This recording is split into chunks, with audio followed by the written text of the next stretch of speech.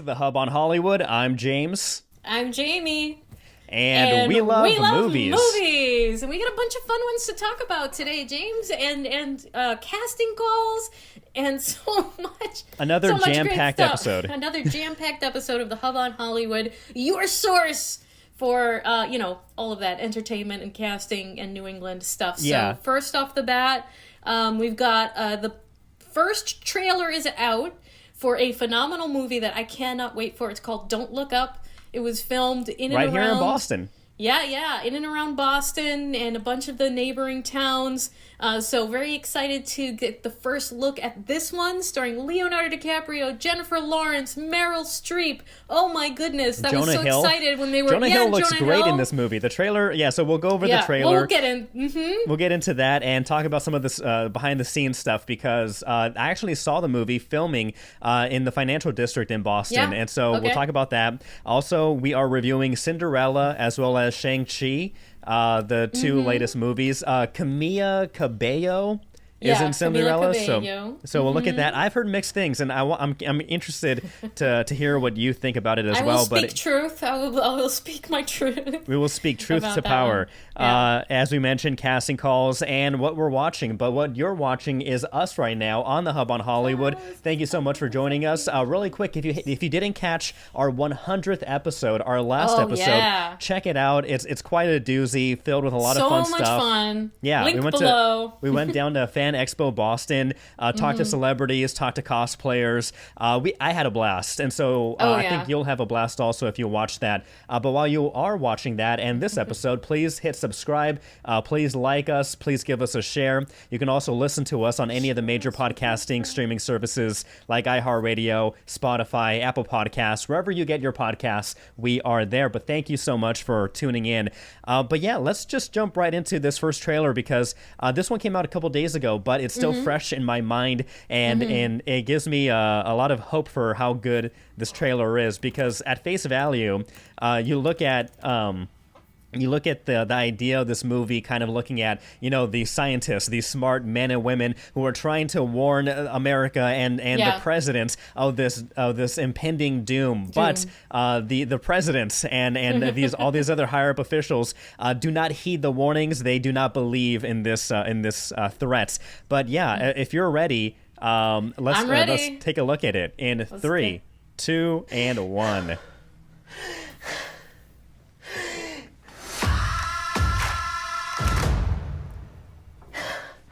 Leonardo DiCaprio. This scene makes having me a panic lose my attack. breath. You're here now. You're here All now. shots of Boston. Yeah. You're here now. Here now. Timothy Chalamet.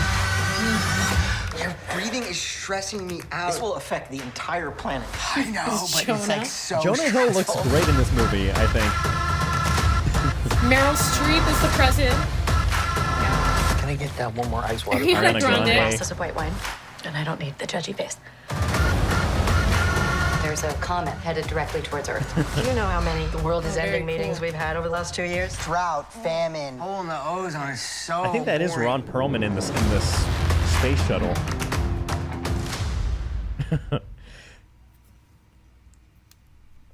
This looks good. It's coming out on Netflix December 24th. I think this is a star-studded movie. Like I said, I think I spotted, that is Ron Perlman in one of the space shuttles going straight towards a meteor or an asteroid. Your initial thoughts on the trailer? It looks like so much fun. Like everyone that I know in the acting community, wanted to be a part of this so badly, and everyone who did work on it, there were a lot of background extras in this movie. Said it was. They all universally said it was one of the most amazing and fun and incredible experiences that they've had on set, and I'm sure that's in no small part due to the overwhelming number of A-list celebrities that we have in this, and they filmed in Boston, in Brockton, Framingham, in Westboro, so all of the towns can claim a little bit of the fame on this one, James. But so first impressions, I'm getting like serious Professor Umbridge vibes off of Meryl Streep there. So she's playing the president of the United States, and she is just gaslighting these two scientists that are trying to save the world. It's like, oh, this is boring. Oh God, like the world coming to an end. Whatever. This happens all the time. And so I feel like, James, and you know, I want to get your thoughts on this. I feel like there's definitely a knock on the previous president here, who Meryl Streep famously had a war of words with. Yeah, she's not a fan. So, no, she's not a fan. And I imagine that her presidential re-election slogan here, as a way of addressing the meteor hurtling towards Earth, is just don't look up. Don't look up. It's not real, totally fake. Don't look up, not and a big it won't deal. bother you. And I feel like there's that social commentary there, and there's going to be a lot of comedy too, but they're kind of throwing down the gauntlet there a little bit. I don't know. Do you get that sense? Well, I think it is very on the nose that, well, one, Meryl Streep, and not a big fan of the former presidents, and I think that she comes out in one of the scenes, I think, with a baseball cap that resembles the MAGA baseball cap, and so there's no, I think, question that who she was trying to embrace or try to convey for this role. And so that could be, obviously, a lot of people are going to find it funny and hilarious and go see it for that reason or among several reasons. I can imagine, though, that they know full well that there's a specific audience that won't like this because they don't like the poking and the making fun of a certain somebody. And so I could see it that way. But I think for the most part, the number of A-list celebrities in this movie is going to draw people out to it. Well, Leo and Jennifer Lawrence, some of the most talented actors of their entire generation. So I can't wait to see them flexing their comedic chops. We saw Leo having a anxiety attack there in the bathroom in the trailer. Jonah Hill as the presidential advisor. Oh my God, he looks good. So go for it. One thing I didn't realize was how much strong the passion is for not only Jennifer Lawrence but also Leonardo DiCaprio. Of course, they're A-list actors, and many people do love them. But I realized it after I had actually gone down to downtown Boston and take photos to report on the situation. And after I tweeted out photos, tagging J-Law and Leo, my Twitter never felt so busy with people replying, with retweeting, of sharing photos, of asking permission to share it. A lot of love for J-Law, Jennifer Lawrence, and so and Leo, hello, he's the king of the world. Of course, but I felt like the J-Law online crew community was out in full force, and they're doing everything to promote this movie and to obviously praise the actors. But yeah, this is a very exciting film. I am looking forward to it. It is coming out on Netflix, so you don't have to leave your home. Just stay home, stay on the couch, and watch this very easy film, very accessible film. But yeah, looking forward to it. Coming out right before Christmas. I think Christmas Eve on the 24th. I think. Yeah. There's so many great movies like on slate to come out at the end of this year. It's going to be a really exciting time for us, James, I think, because just bam, so many Marvel movies, and then so many local movies that are coming out, like the big names, big stories. So exciting times coming for the end of the year. I think it's going to be great. It's going to be a lot to look forward to. Let me ask you this really quick. I think it was Wonder Woman's director. Is that Patty Jenkins? Yes, that is. She mentioned that streaming movies look fake to her, and I just want to get your quick take because she said streaming movies or movies released on streaming, they look like fake movies. And I do understand to an extent what she's trying to convey or what she is saying, because there are some movies that, again, you have A-list actors, you have you have big budgets and everything, but they come straight out to either HBO Max or they come out to Netflix. And a part of me, maybe it's subconscious, that I think also, like, this isn't a big blockbuster movie or a quote unquote a big real movie.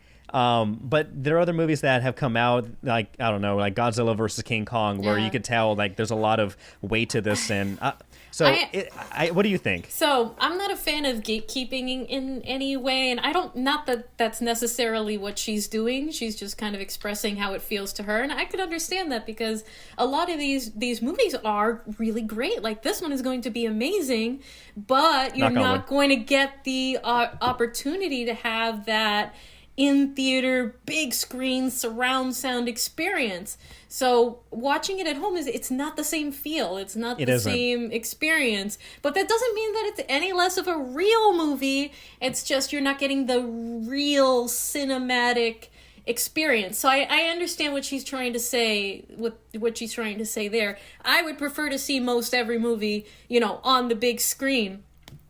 But it's a whole new world, James, especially after the pandemic, and having more accessibility to this content, it creates this overwhelming demand. There's been this insane demand for content.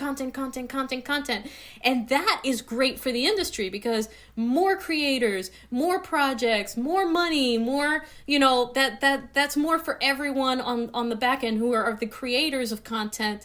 There's more for them to make and more for them to put out there. So there are pros and cons on either side, James, but I understand where she's coming from. That's my take. Yeah, I do agree. Like I said, there are some movies that I've seen go straight to streaming, and I have that maybe a subconscious feeling of like, again, maybe this is like a diet movie, and but I do agree. There's no substitute for the in movie theater experience. We saw Free Guy together. That was my first in movie theater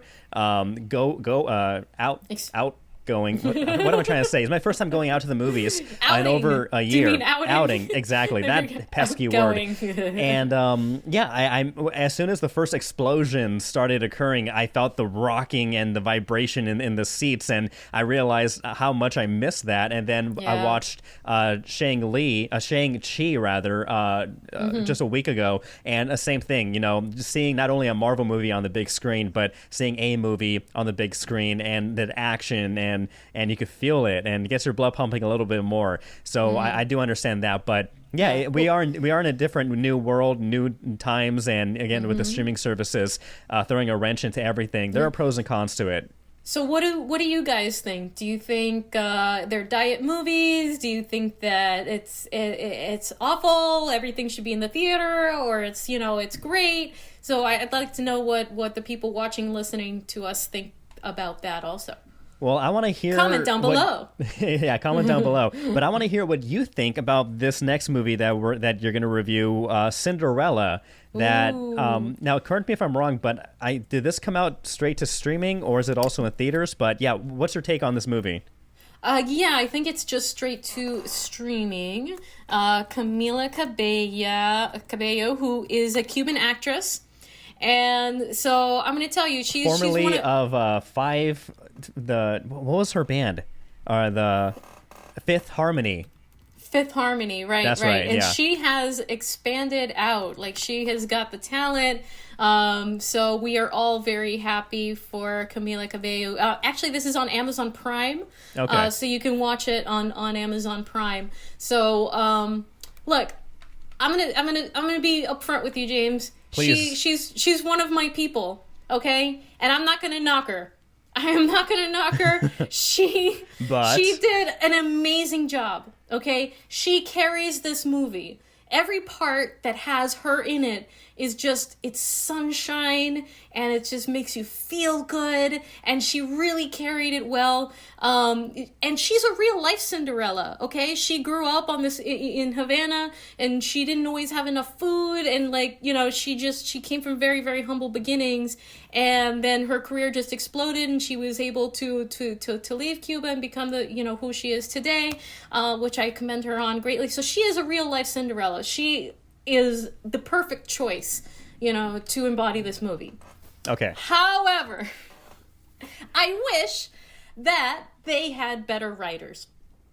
Okay, so this movie it's very woke, it's very Gen Z, and, some people are going to like it, and some people are going to hate it, I wasn't feeling it much. Look, and the problem is, I feel like there wasn't enough genuine tension to make me really care about this movie. Now, so when you it's say very woke, what do you mean by woke? Like, are they trying to send like a message? Yeah, there's a lot of very on the nose messages, like social justice messages that are just very on the nose and in your face in the movie, and there's no subtlety. There's no subtlety there, and there's not like a lot of genuine tension. You know what I mean? So it's like you've got the king, who's played by Pierce Brosnan, by the way. Oh, nice. So that was pretty funny. And he's making everybody, the prince must pick a wife, and he's got to protect his legacy, and so he's like the traditional person, and they make a lot of fun of him, and then at the end he's just like, whatever, you can do whatever you want. Like, it just, there wasn't a story arc there that was cohesive enough that would make me care about the tension of the movie, but these are all just technical things. It's a silly film. Would kids enjoy it? I mean, like ourselves, yes. like ourselves. I too have heard that the scripts and the dialogue is either really forced or just not as good as it could be. But the demographic, I'm assuming. I mean, maybe in addition to folks. Camila fans, younger kids. Are the younger folks, and I think it's enjoyable. The music is fun. Like, all of the music is modern music. All the music is just modern songs that these people sing. Indina Menzel is in it as the evil stepmother, and I think they did a really good job humanizing the rationale behind the stepmother and why she's so awful. And Indina Menzel is just, oh god, her presence and everything about her, she carries her parts as well. So I really dig that. And yeah, the younger people will like it, I think. I mean, if it's your deal, you'll like it. Just don't go into it expecting it to be like a serious Cinderella movie. You know what I mean? So it's far from my favorite Cinderella interpretation, like, version, but big props to Camila, big props to Indina Menzel. I have nothing but love for Camila, and she shines on screen. My favorite Cinderella, like, interpretation was the Drew Barrymore Ever After. That's a great version. God, I love that so much. So, but this is definitely not that. It's not like an Ever After type of movie, and it doesn't have a lot of original songs. All of the songs are just kind of singing modern day songs. So that's just the heads up on that. But, if you're cool with that, I think you'll enjoy this film. What's your favorite Cinderella, James? My personal, the original, the Disney animation Cinderella, course, that sets the bar. But like I said, Ever After, Drew Barrymore, I remember watching that as a kid a lot because my mom really loved the movie too.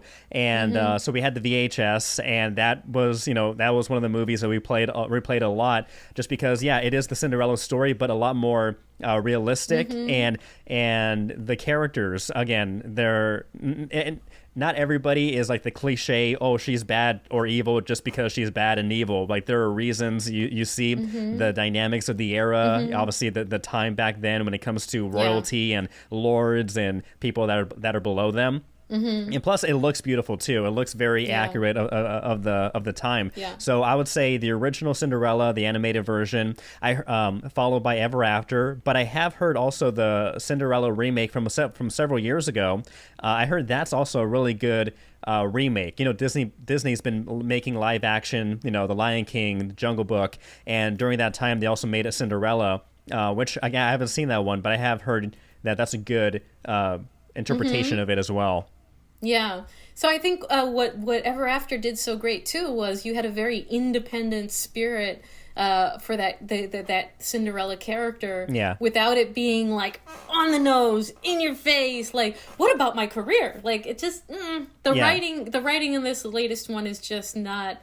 I mean, we got to work on the subtlety, folks. We got to work on the weave and the story and make it. And it was not this current one is not like time accurate. The clothes are just kind of all over the place. The kingdom, like, the rules of their little universe are just like really fuzzy. So it was hard to kind of like put myself in the right mindset for what the heck is going on here.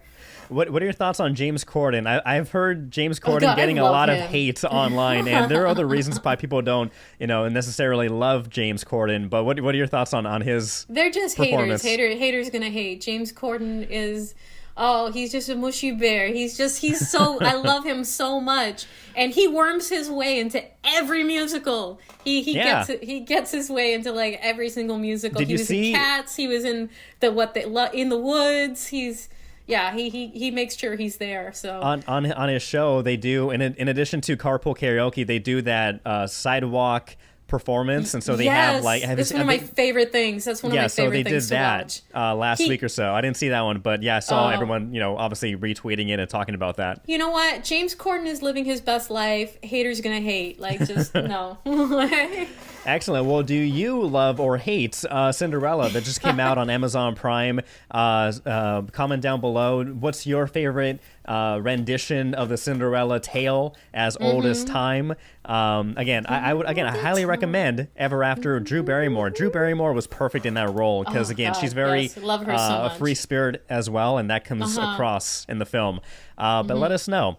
But one thing I will let you know is how I feel about Shang-Chi and the Legend of the Ten Rings. Yes, tell us. Yeah, so talk James, about that. You went to the theater and you saw it. So let's dive right into the latest MCU superhero. So I think Scarlett Johansson was done dirty because unlike Black Widow that came out on Disney Plus and in theaters at the same time, Shang-Chi has an exclusive 45-day run in theaters before it's coming out on Disney Plus. And again, I think they did Scarlett dirty. They should have also only released Black Widow for a 45-day period as they do other movies. But, what are you going to do? I don't know. Anyway, but Shang-Chi and the Legend of the Ten Rings, I enjoy the movie a lot, though it's not perfect. A lot of the things that... Yeah. So several things I will credit the movie of doing well.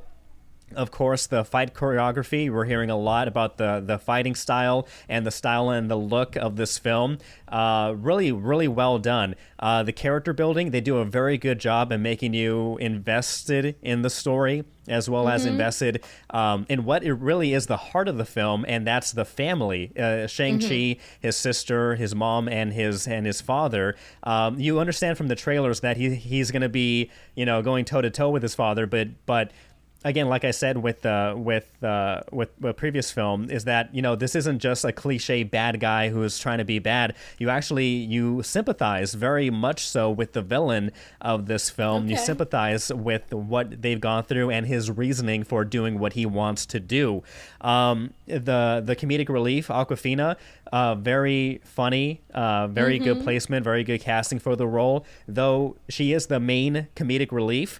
The rest of the characters have their own moments to be really funny, including Shang-Chi. I enjoyed that part. So the story, the action, the heart feeling, the warm feeling you get from talking about this family dynamic, I think it all works. Several things that I think it doesn't work. Where it doesn't work is... And this is a common complaint regarding MCU movies in general, is that they are very heavily reliant on CGI, especially in the final third act. The CGI, don't get me wrong, there is a lot of great work that is being done. However, there are also many moments throughout the movie where I think they're either over-reliant on CGI or when the CGI is just not working. It looks like there are parts where I'm looking at it, and early on I was kind of concerned because one of the first early scenes, I'm looking at this scene in particular, and I'm like, oh my goodness, that does not look good. And so I was concerned about the rest of the movie. However, the majority of it does look good. However, again, there's a lot where they're over-reliant on it, and there are some very spotty and questionable spots when it comes to the CGI. Also, this movie is really heavily reliant on exposition.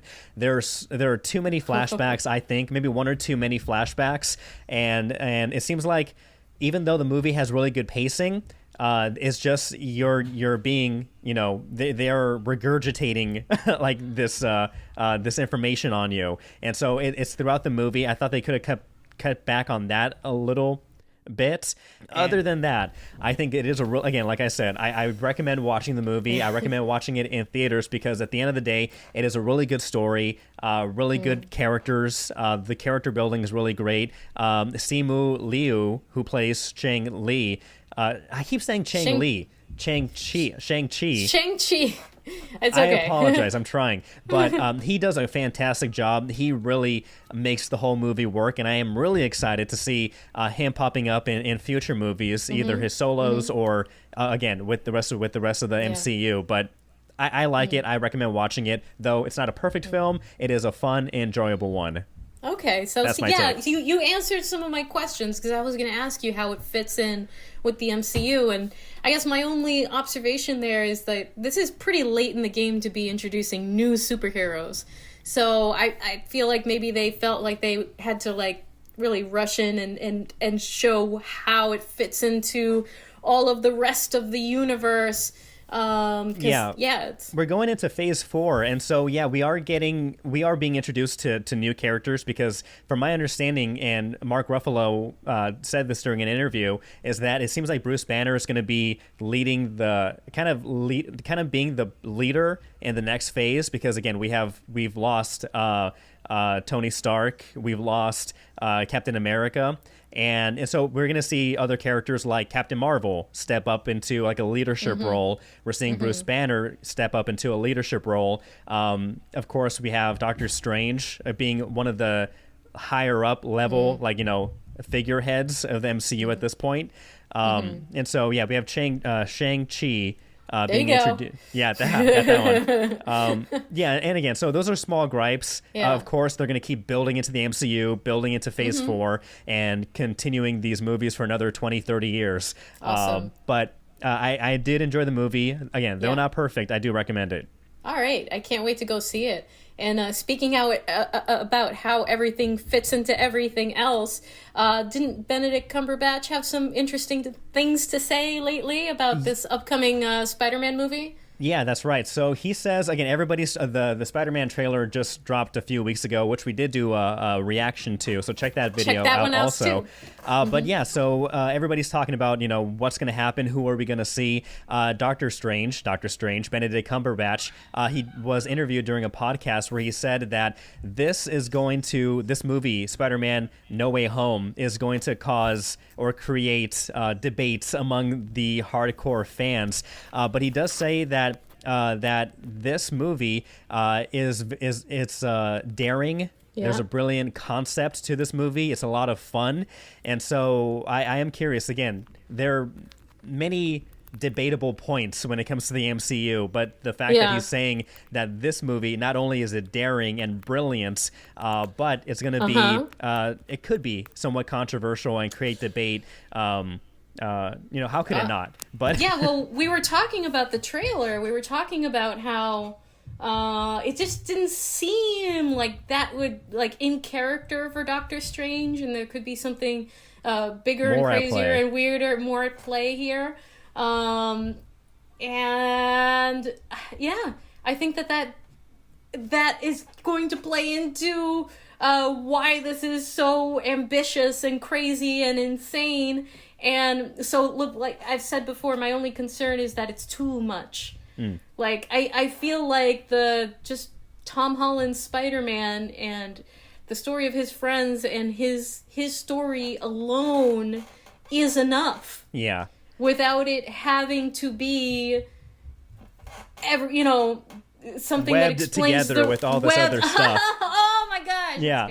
No, because I agree. Webbed together with everything else. So I just hope that he doesn't get overwhelmed by everything else. I want to see Tom Holland, man. Yeah, like Shang-Chi, one critique that the Spider-Man movies have had is that they do shoehorn a lot of this movie is connected to this movie. And now with this trailer, we see not only is it connected to the Multiverse of Madness, but Doctor Strange, of course, there. But we're throwing in all these other multiverse layers, and that's going to tie into, of course, WandaVision or Wanda.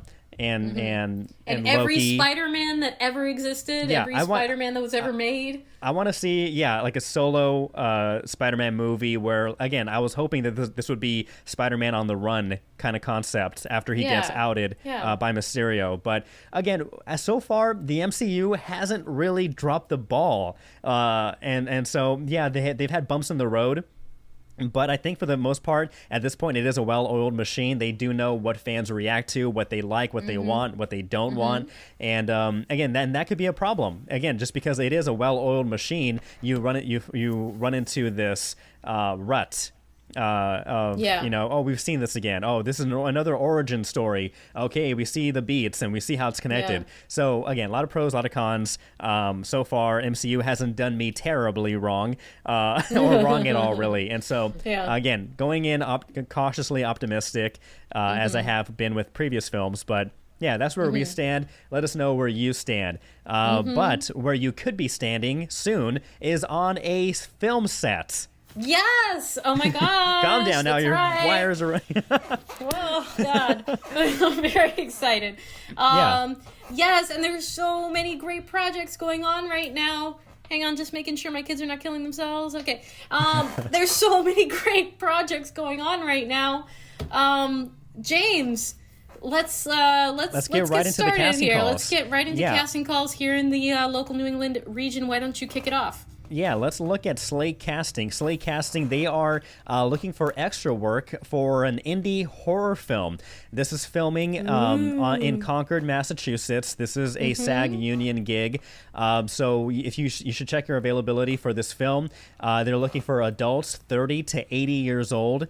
If you are interested, if you are available, submit a current photo of yourself, close-up, and a body shot, your phone number, your SAG-AFTRA identification number. Also, if you happen to own any clothing that would be considered 50s era, go ahead and bring that. Take pictures of yourself in that, though it's not required. But send all that information to slatecastingextras@gmail.com. They will contact you directly if you are picked. But again, email all that to slatecastingextras@gmail.com. Awesome. Slate Casting is also looking for African American men who are between 6 feet and 6'5" tall with an athletic build. No acting experience necessary. It is a non-union gig, but it pays very well. This is for a TV commercial, and if you are interested in that, they want a current close-up photo, head-to-toe shot, contact information, agent if you have one, where you're located. Send that all to slateselftape2@gmail.com. All right, we have a casting notice for Hocus Pocus 2, the Disney Plus film that is reviving the sequel to, of course, the original Hocus Pocus. This is shooting in October through December in Providence, Rhode Island. Kendall Cooper Casting now accepting submissions for background actors to work on the upcoming feature film. They're looking for actors who can portray, they're really looking for anybody, all ethnicities, ages, genders, sizes. Everybody's encouraged to apply. Specifically seeking people with dance experience and men with shoulder-length hair or longer, and young adults between 18 and 22 years old. This production is requiring vaccination, so you need to be fully vaccinated, and proof of vaccination is required for this. But you're going to send all this information to Kendall Cooper Casting. So you should check out their application form at kendallcooper.com/HP2 for Hocus Pocus 2, HP2. So check that out. That's exciting. Hocus Pocus, big cult classic. And so they're making a sequel for that and doing it right here. That's awesome. That's great. Another period piece. Boston Casting is looking for vintage cars, 1962 and earlier. That is going to be shooting later in September with a COVID test required for that as well. You're going to want to submit your contact info, a photo of your car, make, model, year, color, all of that to bostoncasting3@gmail.com. Boston Casting also doing a lot of casting for the period piece Julia, which is a biopic series about Julia Childs. And a number of other projects Boston Casting is working on. So if you want to get in on that and so much more, you're going to want to take yourself to the Boston Casting website and just sign up for their emails there for a number of really exciting opportunities.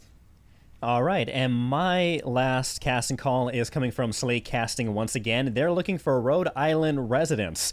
They're casting a new project that is shooting in Rhode Island, and they're looking for men and women between 20 and 35 years old. They're also looking for female teenagers from 14 to 19 and Hispanic male teenagers 14 to 20 years old. Can I pull off a 20-year-old? Can I still do that, or I think you could. Is that beyond me? Are these bags underneath my eyes telling? No. I think you and we can pull it off. Yeah, we can totally pull it off. Well, this is a non-union gig. You must be a current resident of Rhode Island. This pays $500 for a one-day shoot, so not too long, but a good payday and some good exposure. If you are interested, send your information, your name, age, contact information, agent, if you have one, where you live, current photos, a close-up, medium shot, and a full length. Send that to Slate Self Tape, the number 2, slateselftape2@gmail.com. Awesome, and that's all we've got. That's all we've got, James. Like I all, said, folks. there's a number of other big productions. Black Panther 2 just finished filming in Worcester. That's Apparently right. they had some really amazing stunts. They were filming in a tunnel in Worcester, and there were explosions and. Didn't Lupita get injured? I'm blanking on her last name. Yes, the one who plays the sister. Right. Yes, she suffered a minor injury. She's okay. While filming on set. A minor injury. She's totally fine now. But yeah, she did have to go to the hospital at one point during filming. But from what I'm hearing from the people that were there, it was a really cool experience, again, where they had cars that were flipping and exploding, and so really cool action scenes being filmed in that tunnel there in Worcester. We've still got Chile that's shooting. That's the Christmas musical with Ryan Reynolds and Will Ferrell. So a lot of big stuff, big names coming to Boston. So you've got to keep coming to us, because we will have casting calls every week here on the Hub on Hollywood, and we want to see your name in lights. We want to see your face on the big screen, and then you give us a what's up, and then come on our show and see it all full circle. So all right, well, let's wrap up with what we're watching and what I'm watching. And I was aware of this show when it was running. It ran for 5 seasons, but just started rewatching it. Just watched the pilot yesterday. Las Vegas, okay. Starring Josh Duhamel, a very young-looking Josh Duhamel. This was filmed in, I think, 2003, and it went on for 5 seasons. Also starring James Caan. This pretty much... let me read the synopsis for you, but it says, "Welcome to the Montecito Resort and Casino in Las Vegas, where you can do anything, but Ed Deline and his crack surveillance team will be watching. Just remember, what happens in Vegas stays in Vegas." And so far, my initial take on this show, the series, is I wouldn't say it's cheesy. It has the right amount of cheese, if that makes sense, and a little bit of seriousness and fun wonder. It's pretty much follows the main operators of this casino in Las Vegas, and in the first episode, they pretty much try to catch who's these cheaters who are cheating and making away with a lot of money, and they had to figure out how is this person cheating, who are they cheating with, and of course, it's the pilot episode, so you're introduced to an array of characters, and it's a fun cast. Again, James Caan, Josh Duhamel. Really fun. They really bounce off of each other. Yeah. I've only seen the first episode so far, but it's fun, and looking forward to the rest of the 5 seasons, because I bought the DVDs, and so we are going to get through it one episode at a time. But that is what I'm watching, Las Vegas. Awesome. Viva Las Vegas. Viva Las Vegas. So I've been watching Marco Polo on Netflix, and I am sucked in. I love it. My poor husband can't keep up. Like we don't always get the chance to sit down and watch at the same time. So I'm beating him. But Marco Polo, I believe it came out. Yeah, it came out in 2014. There are 2 seasons to it. And I'm only just discovering it now on Netflix. So it's an almost all Asian cast. Benedict Wong plays Kublai Khan, who's the grandson of Genghis Khan. And the guy who plays Marco Polo, Lorenzo Riquelme, something like that. Forgive me if I'm not saying it right. He is just beautiful to watch. And it just sucks you in, and you grow up playing that game Marco Polo, and you don't realize like he had this incredible life. And so I've been learning a lot about the life of Marco Polo, and just the historical aspect of it alone is unbelievable, his story. But the way that they've recreated the court of Kublai Khan, and just the visuals of it, the settings, the costumes, everything is just so beautiful, so gorgeous, so awesome. I'm having so much fun watching it right now. So I really recommend Marco Polo on Netflix. But Nice. What are you guys watching? What should we watch? What should we review? What should we talk about next? Tell us in the comments below. Send us a shout out, and we will give a shout out to you. Yeah, like I said, thank you so much for watching us and joining us on this episode. Again, I just have to plug the last episode if you missed it, our 100th episode. A lot of fun over at Fan Expo Boston, talking to celebrities and cosplayers, and hopefully you'll be with us until we get through to our 200th episode. That's right. That's very right. excited. Thank you so much for joining us. Again, hit subscribe, like, follow, listen to us on any of the major podcasting streaming services. You can also catch us on YouTube, follow us on social media, Facebook, Instagram, Twitter at Hub on Hollywood. But I think, unless there's anything else, I think we are all set. Until next week, we'll see you then. I'm Jamie. I'm James. Bye. Bye.